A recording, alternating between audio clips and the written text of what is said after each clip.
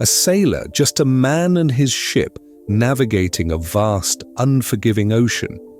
He had dreams of adventure, of conquering the seas, but what he didn't know was that this journey would become a battle against something far beyond his control. This is the story of Thomas, a sailor who never came back, but who left behind a legacy that would change everything. Thomas was like many of us, tired of the mundane, yearning for freedom. He wasn't a seasoned sailor, but he had a fire inside him that wouldn't be extinguished. One evening, as the sun set over the harbour in New England, he set sail alone, his boat barely a dot against the horizon. He told no one his destination. He wasn't seeking fame. He was chasing something much deeper, a test of his own resolve. For days, nothing seemed out of the ordinary. The seas were calm, the winds gentle, the skies clear. But deep inside, something nagged at Thomas, a feeling that something was waiting for him, something he couldn't yet see. Then on the 6th day, the storm came. Not like any storm he had ever heard about. It was sudden, violent, as if the ocean itself had decided to take back what it had lent. It wasn't just a tempest, it was alive. The wind screamed, waves like walls crashed down on his tiny boat. The sky blackened in seconds.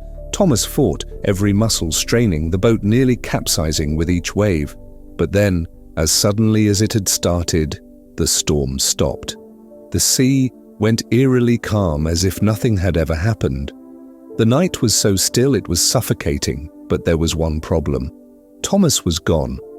His boat was found days later, drifting in that same calm ocean. There were no signs of struggle, no wreckage, no trace of Thomas.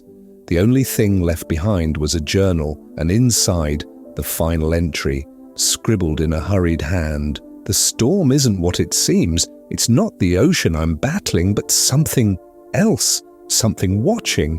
I can feel it. I'm not alone. The authorities were baffled. They searched the seas for weeks. Nothing. Theories abounded. Some said he fell overboard. Others whispered of strange currents, of some freak accident. But none of that explained the eerily calm waters after the storm or the unsettling last words in his journal. Months passed, and the mystery of Thomas's disappearance faded. But then something strange happened. Sailors who had known Thomas began to report odd sightings. They spoke of a ghostly figure wearing the same clothes as Thomas, standing alone on the edge of their ships during foggy mornings, always looking toward the horizon, never speaking. Then one by one, sailors started disappearing. One man was found drifting, speaking incoherently about the thing in the water. Another ship vanished without a trace. A pattern began to form. The world thought the mystery was over. But what they didn't know was that Thomas's journey wasn't just about sailing, it was about discovering something far older and more powerful than anyone had ever imagined. A year later, a ship found a message in a bottle washed ashore. It wasn't from Thomas, but it had been written by someone who had crossed paths with him. The note read, "I've seen what he saw. It's real. The ocean isn't empty. It's alive, and it will never let you go. Thomas was right. It's watching, and it's waiting for you to give up." The sailors who went missing weren't lost. They were claimed.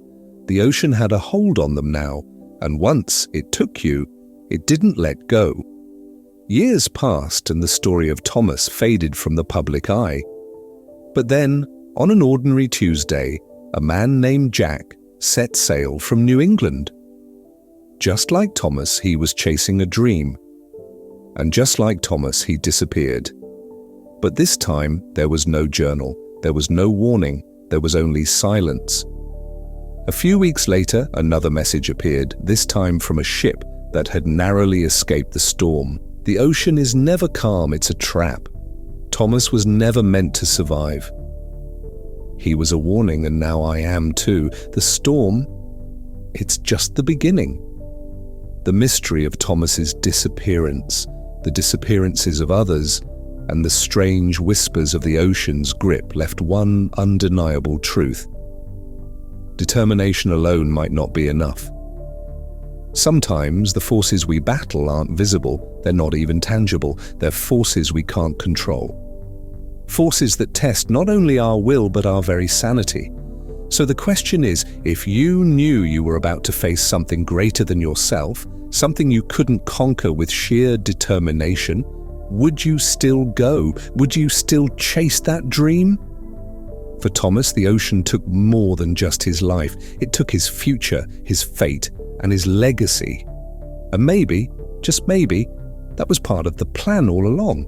If you think you know what happened to Thomas, if you've ever wondered if there's something bigger than us out there, leave a comment.